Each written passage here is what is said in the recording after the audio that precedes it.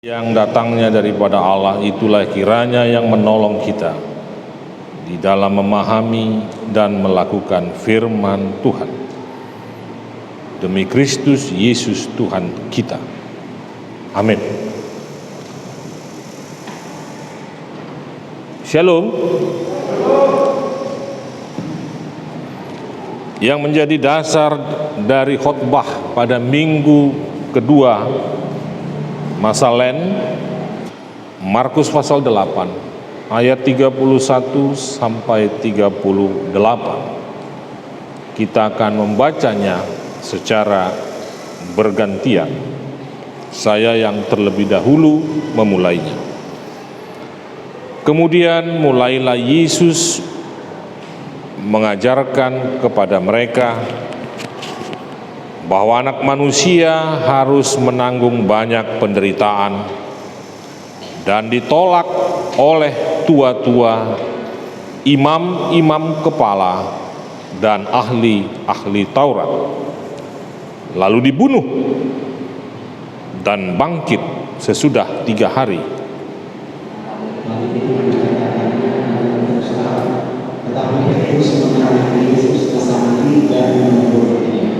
Maka berpalinglah Yesus dan sambil memandang murid-muridnya, ia memarahi Petrus, katanya, "Enyahlah iblis, sebab engkau bukan memikirkan apa yang dipikirkan Allah, melainkan apa yang dipikirkan manusia." Lalu Yesus memanggil orang banyak dan murid-muridnya dan berkata kepada mereka, "Setiap orang yang mau mengikut Aku, ia harus mengangkat dirinya, memikul salibnya dan mengikut Aku. Karena siapa yang mau menyelamatkan nyawanya, ia akan kehilangan nyawanya. Tetapi barang siapa kehilangan nyawanya karena Aku dan karena Injil, ia akan menyelamatkannya." Apa gunanya seorang memperoleh seluruh dunia, tetapi ia kehilangan? Karena apakah yang dapat diberikannya sebagai ganti nyawanya? Sebab barang siapa karena Aku dan karena kepada Aku dengan mengamalkan yang tidak setia dan berdosa, Anak Manusia akan malu karena orang itu apabila dia datang dalam kemuliaan Bapa-Nya diiringi malaikat-malaikat kudus.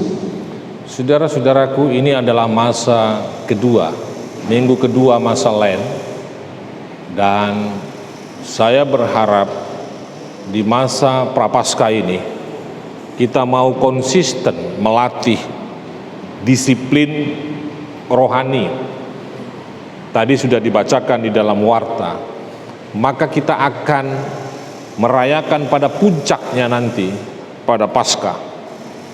Dan kita akan lihat hasil dari disiplin itu. Apa hasilnya bagi saudara dan saya?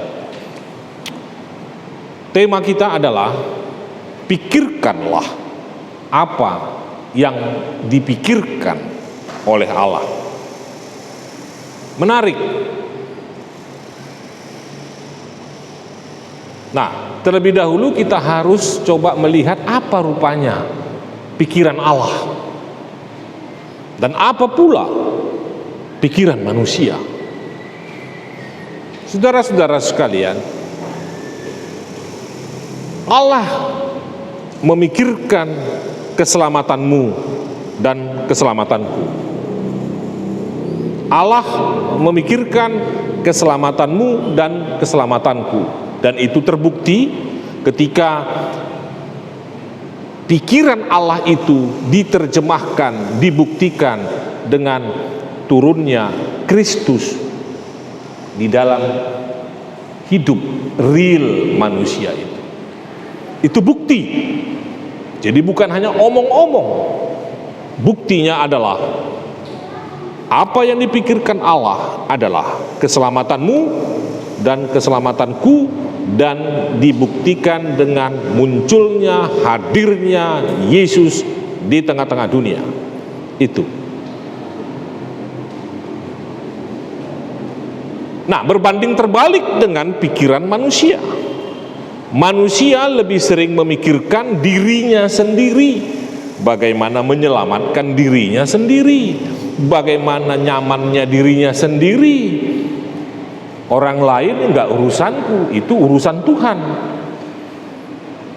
Jadi ada kesenjangan yang cukup jauh antara apa yang dipikirkan Allah dan apa yang dipikirkan oleh manusia. Dan saya mau mengatakan, ketika Allah memikirkan saudara, pikirkanlah Allah. Jangan hanya mau dipikiri oleh Allah saja. Dan repotnya Bapak Ibu sekalian, orang-orang yang berteriak puji Tuhan, haleluya, itu pula lah yang menjadi penghambat dari pikiran Allah. Ayat 31, aku akan ditolak dan disiksa, masuk dalam penderitaan. Aku ditolak oleh tua-tua. Tua-tua itu tokoh masyarakat, tokoh adat, pemimpin masyarakat. Kemudian yang kedua, aku akan ditolak oleh imam-imam kepala. Siapa itu? Pendeta. Siapa itu? Pimpinan gereja. Siapa itu? Guru Injil. Pada masa itu, bukan sekarang.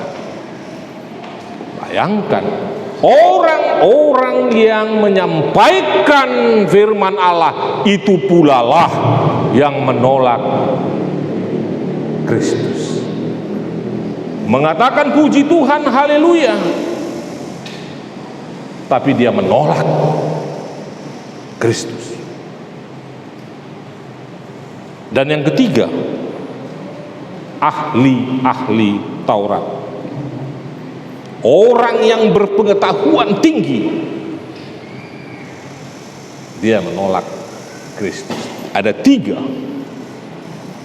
di ayat 31. Saudara-saudaraku, pikiran manusia mengalami kesenjangan yang cukup jauh. Kita manusia, Bapak Ibu manusia, saya manusia.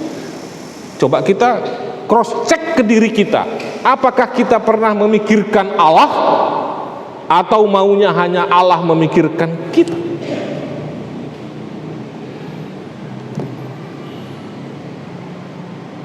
Barang siapa mau menyelamatkan nyawanya, ia akan kehilangan nyawanya. Ini kan sesuatu yang paradoks, bertentangan. Kita pelihara nyawa, tidak taunya hilang. Bertentangan. Kalau begitu Bapak Ibu, pertanyaannya adalah bagaimana merawat nyawa? Bagaimana merawat jiwa? Bagaimana merawat spiritualitas kita ini agar nyawa itu selamat di dunia yang kita jalani ini? Di dalam pembacaan kita tadi disebut, pertama, menyangkal diri. Apa itu menyangkal diri? Menyangkal diri itu adalah meniadakan kediriannya sendiri, menghilangkan ego, menghilangkan kepentingan dirinya, dan memikirkan kepentingan orang lain. Itu yang dipikirkan Allah, karena dia tidak pernah memikirkan dirinya, dia memikirkan orang lain. Saudara kan orang lain, saya kan orang lain. Menyangkal diri, meniadakan kediriannya. 2 minggu yang lalu, ada seorang anak, saya tidak mau sebutkan namanya, karena dia berpesan kepada saya, jangan kasih tahu nama saya. anak ini menarik saya. Sebentar Pak Pendeta, saya ikutin. Lalu anak ini menyerahkan sebuah amplop, isinya uang. Anak, bukan orang tua, anak. Isinya uang. Untuk apa? Ini adalah hasil dari simpanan. Kalau orang tuaku memberikan uang jajan kepadaku, aku sisihkan. Dan hari ini aku mau serahkan kepada Pak Pendeta, terserah. Mau buat apa? Mau terserah Pak Pendeta lah. Mau buat apa kek, mau apa terserah. Wah, Bapak Ibu, malunya minta ampun. Malu dan bangga. Dan saya bersyukur sekali bahwa Roh Kudus menggerakkan anak ini untuk bisa memikirkan orang lain. Saya katakan kepada dia, terima kasih nak, uangmu ini akan kami gunakan untuk membantu hamba-hamba Tuhan yang nafkahnya belum tercukupi. Sampai di rumah saya hitung, luar biasa. Saya katakan, engkau diberkati, hidupmu, jiwamu dan masa depanmu nak. Kau mengajari aku untuk berbuat seperti itu. Bapak Ibu, anak itu ada di jemaat ini. Bangga sekali saya. Luar biasa. Belum pernah seumur pelayanan saya 27 tahun ada anak seperti ini. Dan bersyukurlah gereja ini punya anak yang seperti itu. Dia meniadakan kenikmatan-kenikmatan yang difasilitasi oleh orang tuanya, dan dia mau berikan itu untuk orang yang memerlukannya.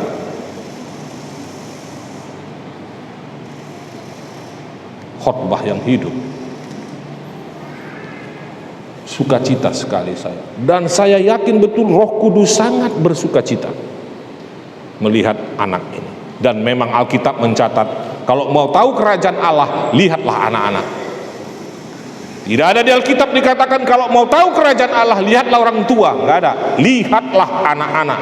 Biarkanlah anak-anak itu datang kepadaku, karena merekalah yang mempunyai kerajaan Allah. Saudara-saudaraku, kita belajar kepada anak-anak. Makanya mengapa saya getol untuk mendorong sekolah minggu ini, dan buah-buahnya sudah kelihatan. Saudara-saudaraku, menyangkal diri, meniadakan kepentingan diri sendiri, meniadakan kepentingan pribadi, sama seperti yang dilakukan oleh John Wesley. Dia berkata kepada istrinya, urusan mendidik anak kamu, aku akan pergi kemana-mana berkhotbah dan memberitakan Injil. John Wesley, pendiri gereja Metodis. Begitu juga Ostrom. Kalau Bapak Ibu pergi ke kota tebing tinggi, mungkin akan ketemu gereja Metodis Indonesia Ostrom. Ostrom ini adalah nama seseorang, nama orang, seorang misionaris, penginjil yang datangnya dari Swedia.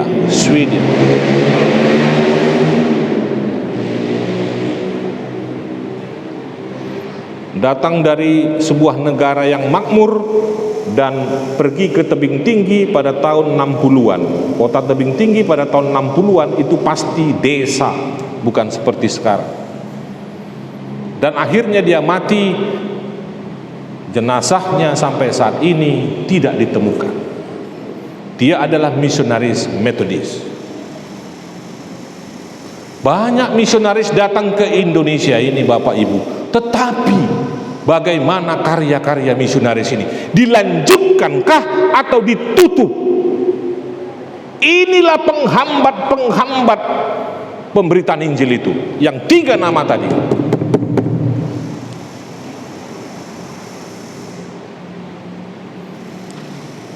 Mengerikan.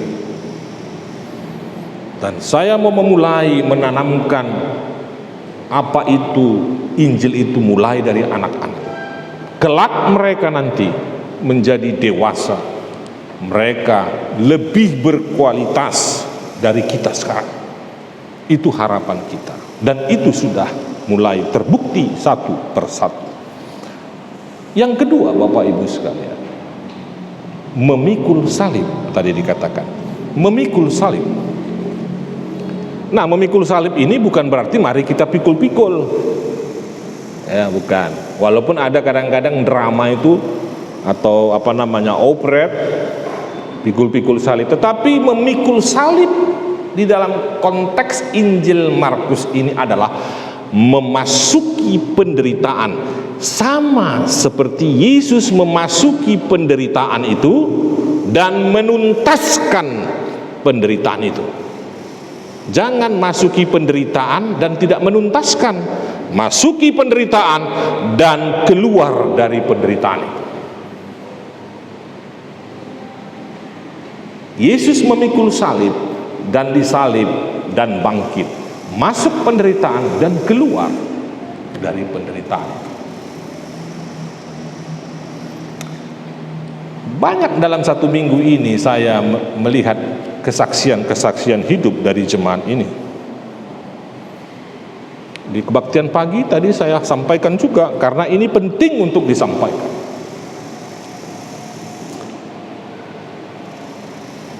Di sebelah gereja ini rumah Pak Situngkir ini, dan bapak ini berdagang di depan. Ibu itu bercerita kepada saya dalam sermon kami. Ketika di sermon ada diskusi tentang Alkitab, dia mengatakan bahwa beberapa waktu sebelum sermon itu ada sebuah peristiwa di mana seorang bapak datang beli sendal swallow. Bapak ini datang, harga swallow ini 15.000. Lalu ketika si bapak ini mau membayar, uangnya cuma 7.000. Jelas rugi.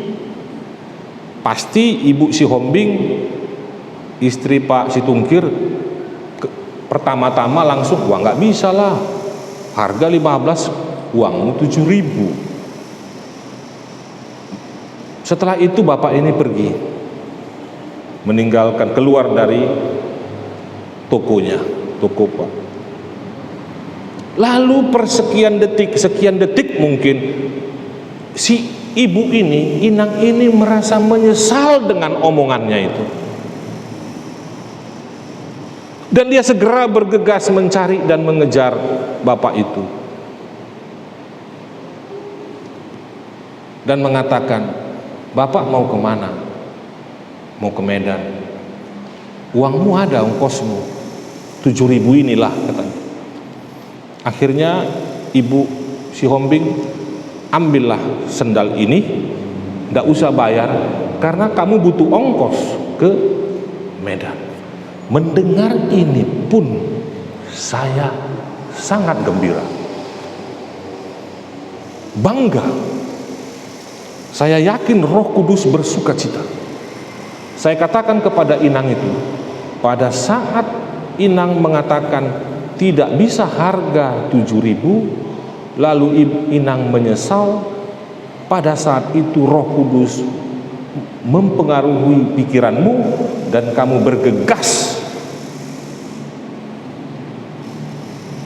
Akhirnya orang itu tertolong, masuk dalam kerugian, rugi secara ekonomi.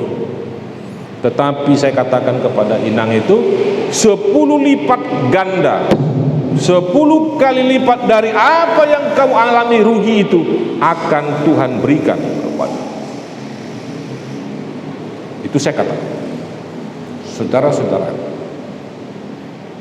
Tidak perlu ditakuti penderitaan, tidak perlu ditakuti kerugian, tidak perlu takut kalau kita dikorbankan. Tidak perlu takut, karena itu akan menguji imanmu, menguji kekuatan bagaimana engkau yakin betul akan keselamatan Kristus. Itulah memikul salib.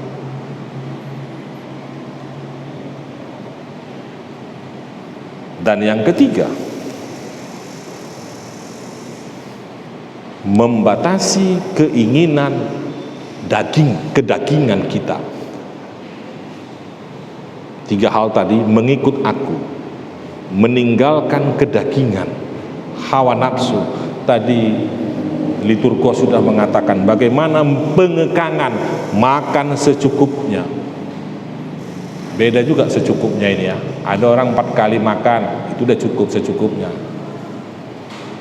Secukupnya, seadanya.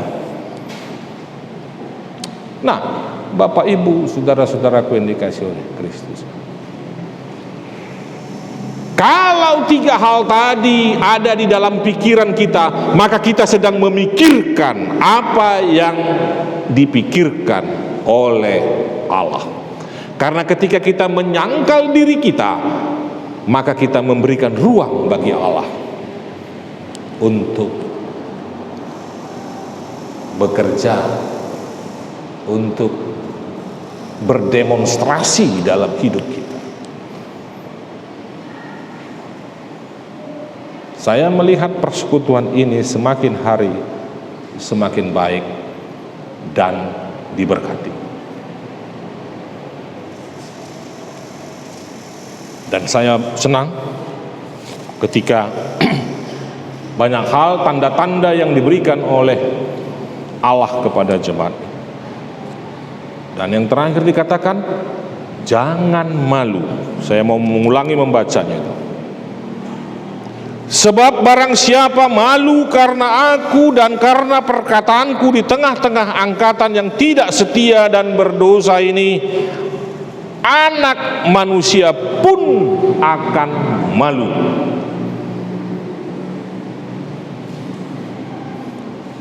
Ini saya mau kasih contoh supaya agak sedikit sederhana. Hari Jumat saya ke Tarutung, berangkat pagi. Saya sengaja mau cepat. Saya pikir saya makan siang di Tarutung saja. Di Sipoholon itu, kalau ada yang pernah ke Tarutung, di Sipoholon itu ada namanya, nama rumah makan itu Rumah Makan Khas Batak Holon, sebelah kiri. Nanti kalau mau ke Tarutung bolehlah mampir. Nah, karena saya tahu ini rumah makan Batak, pasti pedagangnya, penjualnya orang Batak. Ya toh? Karena Tarutung juga banyak orang Batak. Saya masuk, oras. Adonggo, maaf ya kepada Bapak Ibu yang bersuku di luar Batak Toba, karena saya mau menyampaikan apa yang saya sampaikan. Karena rumah makan Batak, saya bahasa Batak. Horas, adongdo idah nalas, adonggo kasih pangano nalas. Artinya ada makanan yang masih yang panas-panas, saya mau pesan saksang, sop, gitu. Dijawab pedagang inilah Pak yang ada. Ada ini saksang, ada arsik, ada ini. Duh, aku nanya, aku ngomong bahasa Batak, dia jawab saya bahasa Indonesia. Apa ini orang? Jangan-jangan bukan orang Batak. Tapi ya sudahlah, karena dia gunakan bahasa Indonesia, saya pun akhirnya bahasa Indonesia. Ya saya pesen saksang sama sop. Saya duduk. Sebelum makan saya tanya, ibu ini baru apa? Ibu baru simatupang. Mau tepuk jidat aku. Dari mana? Dari Paranginan. Oh. Dalam hatiku kupikir simatupang dari Australia. Oh, dari Paranginan. Oh iya. Bahasa Indonesia terus dia. Sambil saya sedang makan, terus adalah dari dapur menyebut, "Ai di dia do ikan ini beko." Dibilangnya kepada ibu yang tadi berbahasa Indonesia, "Ai bereng mah di baskomina." Bisanya rupanya bahasa Batak. Gak selera aku makan. Tutup sendok. Saya bilang, "Berapa ini?" Saya bayar. Malu dia. Malu jadi orang Batak.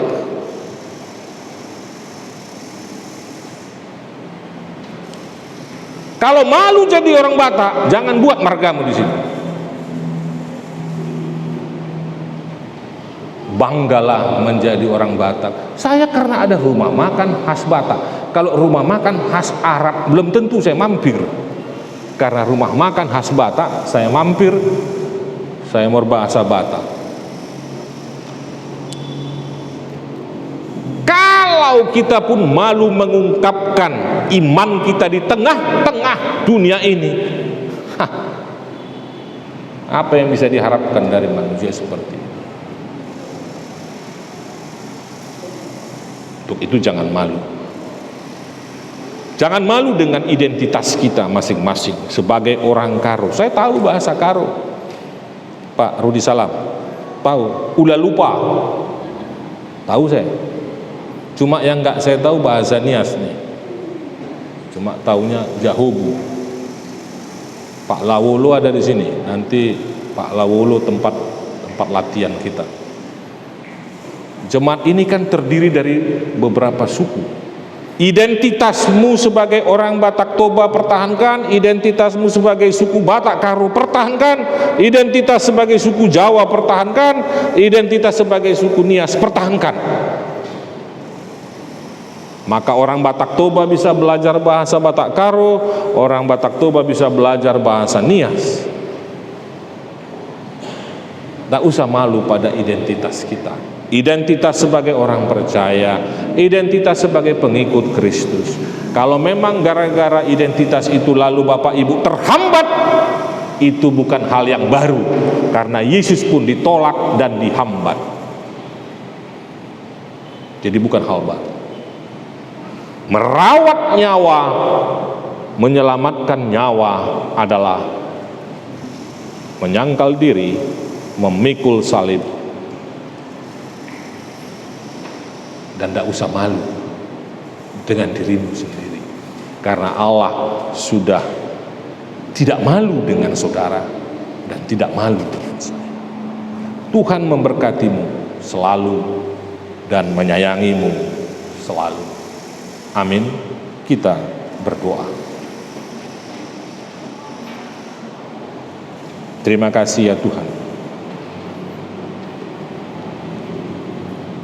Kami merasakan bahwa ada banyak kekurangan dan kelemahan kami, tetapi kami punya keinginan terus-menerus untuk meningkatkan kualitas iman kami, meningkatkan kualitas pengenalan kami kepada Allah.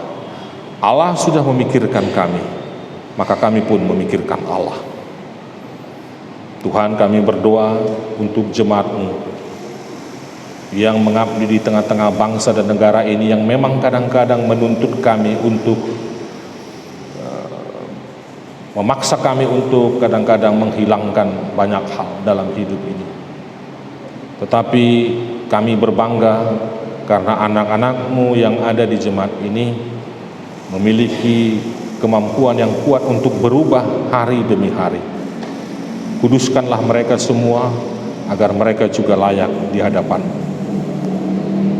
Hamba-Mu berdoa untuk saudara-saudara kami semua yang sudah mencoba mengaplikasikan buah-buah iman mereka di tengah-tengah dunia ini. Teruslah Engkau berkarya Allah dalam hidup kami. Terima kasih untuk persekutuan yang sudah terbentuk dan terbangun di tempat ini. Kami mengharapkan Roh Kudus Tuhan di masa-masa prapaskah ini mendisiplinkan kami, mendisiplinkan diri kami. Dimuliakanlah Engkau ya Kristus, karena kami sudah berdoa hanya di dalam nama Yesus Kristus Tuhan kami. Amin.